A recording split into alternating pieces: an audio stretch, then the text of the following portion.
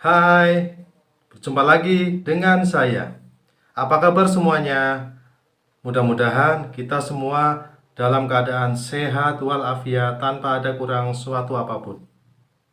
Nah, pada pertemuan kali ini kita akan membahas materi tentang Teks prosedur. Sebelum memulai pembelajaran, mari kita berdoa menurut kepercayaan masing-masing agar ilmu yang saya sampaikan kepada kalian semua bermanfaat dan kalian dapat memahami apa yang saya sampaikan dalam video pembelajaran ini. Berdoa mulai. Selesai. Semuanya, setiap kali kalian mau menggunakan sebuah produk, pasti kalian baca dulu penjelasan cara dan langkah-langkah penggunaan produk tersebut kan? Misalnya, waktu kalian mau masak makanan instan, pasti kalian baca teks yang biasanya tertera di belakang produk tersebut buat tahu cara dan langkah memasak makanan instan itu kan? Jadi, teks yang kamu baca itu namanya teks prosedur. Apa itu teks prosedur? Mari belajar bersama dengan materi teks prosedur.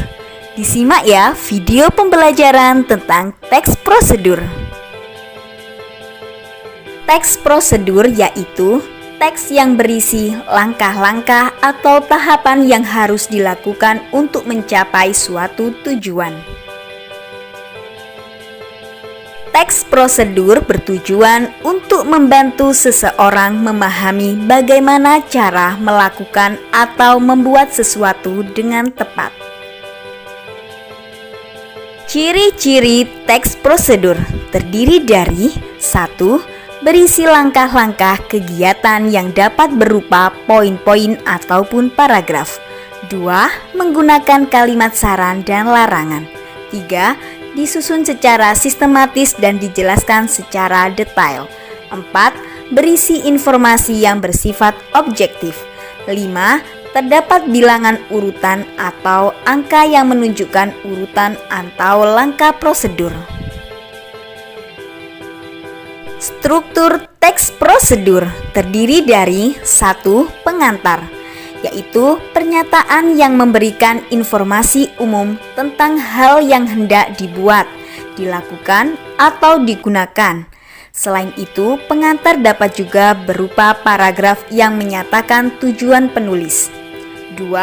Alat dan bahan atau persyaratan, yaitu dapat berupa daftar atau rincian alat dan bahan yang digunakan, atau daftar persyaratan yang harus dibawa pada teks prosedur tertentu.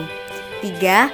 Langkah-langkah berisikan dengan urutan yang benar dan sistematis. 4. Penutup berupa simpulan, rekomendasi, apresiasi, atau imbauan. Di sini penutup sifatnya yaitu mana suka, boleh ada atau tidak ada. Unsur atau kaidah kebahasaan teks prosedur terdiri dari 1. Menggunakan kata kerja perintah atau imperatif. Kata kerja imperatif merupakan kata kerja yang dibentuk dengan akhiran kan, i, dan partikel lah. Kalimat ini digunakan untuk meminta atau melarang seseorang untuk dan tidak melakukan suatu hal. Contohnya, siapkan, hindari, dan panaskan, dan lain sebagainya. 2. Menggunakan kata teknis yang berkaitan dengan topik bahasan. Kata teknik atau istilah yang digunakan dalam teks prosedur berkaitan dengan isi teks yang dibahas. Misalnya, dalam teks prosedur dengan judul manfaat jamur untuk kesehatan, istilah yang digunakan diantaranya nutrisi, protein, osteoporosis, dan lain sebagainya. 3. Menggunakan kata penghubung atau konjungsi temporal.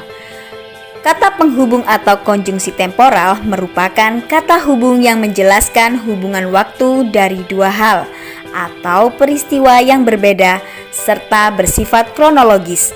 Misalnya, kemudian, selanjutnya, setelah itu, dan lalu. 4. Menggunakan kalimat persuasif. Kalimat persuasif adalah kalimat yang bersifat membujuk seseorang untuk melakukan suatu tindakan. Contohnya, marilah menjaga kesehatan dengan rajin berolahraga. 5. Menggunakan gambaran terperinci tentang benda dan alat yang dipakai. Di awal teks prosedur akan dijelaskan material yang akan digunakan dalam teks prosedur, termasuk ukuran, jumlah, dan warna. Hal ini terutama dalam teks prosedur berupa resep dan petunjuk penggunaan alat. Misalnya, 500 gram daging sapi, 1000 ml santan, dan 6 siung bawang putih. 6. Verba material dan tingkah laku. Verba material adalah sesuatu yang mengacu pada tindakan fisik seperti haluskan bumbu, tuangkan santan, dan tindakan lainnya. Verba tingkah laku adalah tindakan yang dilakukan dengan ungkapan. Cara menyusun teks prosedur terdiri dari 1. Menentukan topik, yaitu topik yang akan dibahas pada teks prosedur. 2. Mengumpulkan sumber informasi.